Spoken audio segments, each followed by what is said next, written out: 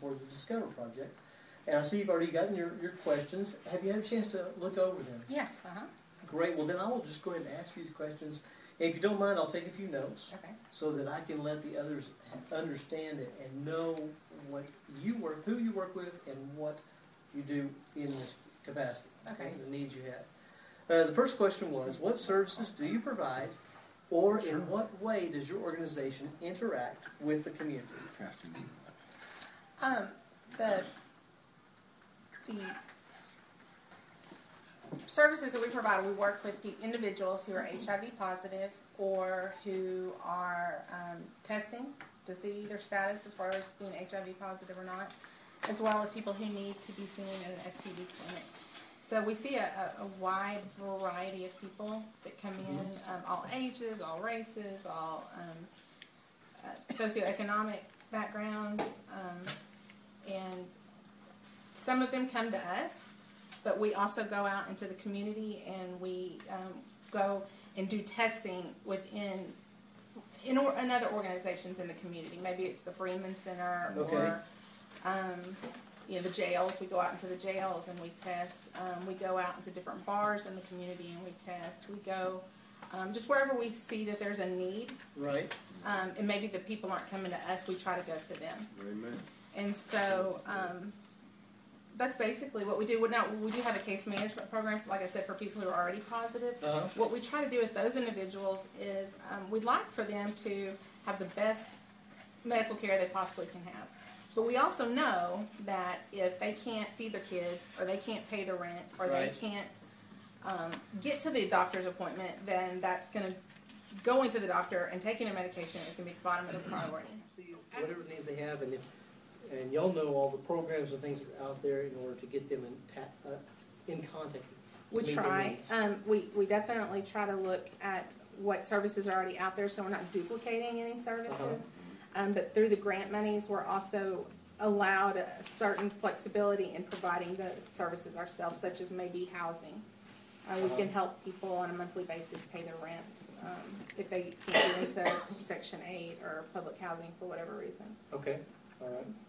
Okay, good. Well, thank you. That's good. And then the second one is, what problems do you face as an organization, and what problems and needs exist among those you serve? You've already mentioned the STDs, the HIV, and then you also even mentioned their basic needs such as food and housing. Right. Okay, so you've kind of already answered that. Yeah, but I read it, I guess maybe even a little differently than you are asking it, because to me, working in that organization on a day-to-day basis, I think that one of the big problems that I see is not just the food and the transportation and the housing, but also a problem that the people that we work with face, and it's very bothersome to me, is the stereotype that's placed on them and the taboo status of saying I'm HIV positive, because what's someone going to assume? They're going to assume the worst, or they're going to judge me for whatever it may be. Or if I tell them that I had to go to the STD clinic because I need to be checked out, they're not going to assume, that maybe my spouse was cheating on me. They're going to assume that I was doing something I wasn't supposed to do. So there's a big, just a bad stigma that goes along with it. Yeah. And I think that's just a challenge, and I don't feel like a lot of times that people who are HIV positive or who may be concerned that they're HIV positive feel real comfortable. And so we try to really offer them kind of a safe haven to come to us and know that they're not going to be judged. Confidentiality.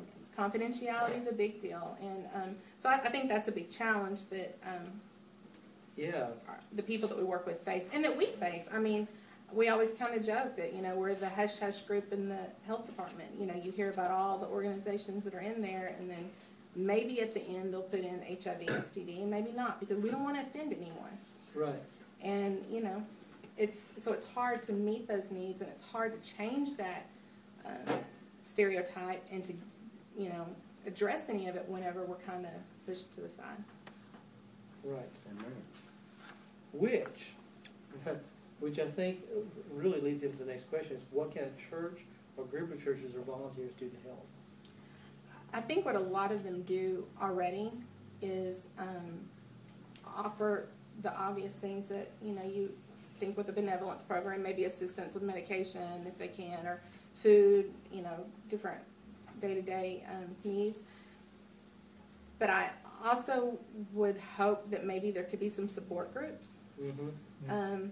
We've got one right now, and it's based out of a church that is targeted more for the homosexual population, and for someone who's not gay or lesbian, they may not be as comfortable going to that church.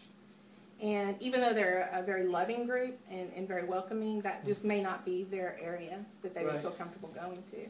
And so, but I've never heard of another church that offers that. And if they're out there, then I would hope that they would reach out to us as well, because there are so many churches out there, yet we're the only organization that does HIV and STD. And so there's a lot we could miss. And so support groups, I think, are a big deal. Letting the people in the neighborhoods, in the community, know that they're welcome to come no matter what. Okay. And come to their church no matter what. And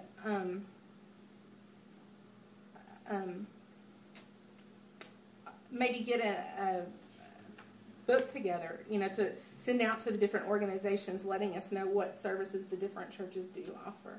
Okay. Because that's a big task, and if you don't have someone available in your agency that has time to sit and make these calls and wait for return calls and all that, I think there's a lot out there that we don't realize, that we don't know about. Okay.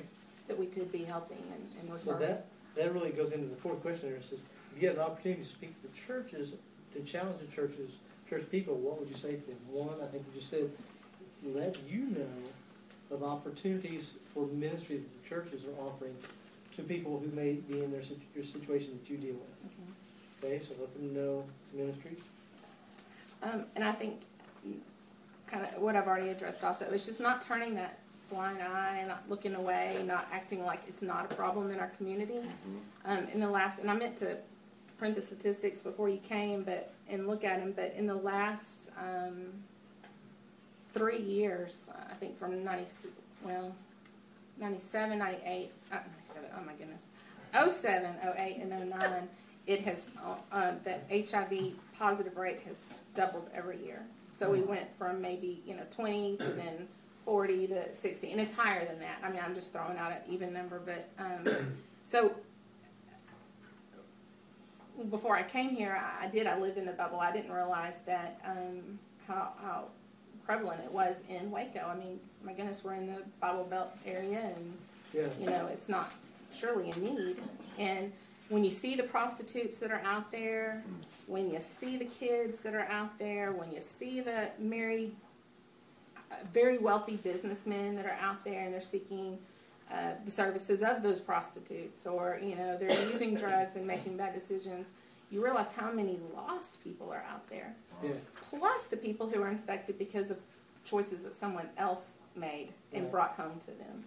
And they're scared and they're lost and they don't feel comfortable talking about this. And we don't have a place to send them to have that love and have that acceptance. Okay. I mean, we do our best. We hug them. We talk to their families and say, it doesn't matter if you drink straight after them in a cup, hug these people. I mean, they're just like you and I, but they need that. And I think it would just mean so much more to them if it was coming from someone outside of our little circle in our department. Right. Okay. So you really need a group to give them comfort. Mm-hmm. Literally. Acceptance. Hope. Because everybody has a different story as to how they got to where they are. And like I said, we see the wealthy, white, prominent businessman who cheated on his wife with prostitutes while he traveled and brought it home to her and now has infected her.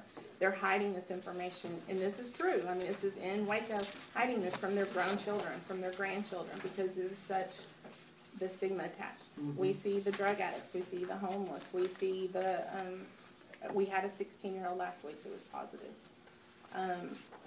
So it's just not one group, it's just not one person, it's not one lifestyle, it's just all over the place. And I just don't think that people understand that, or that they open their eyes to see the needs that are out there.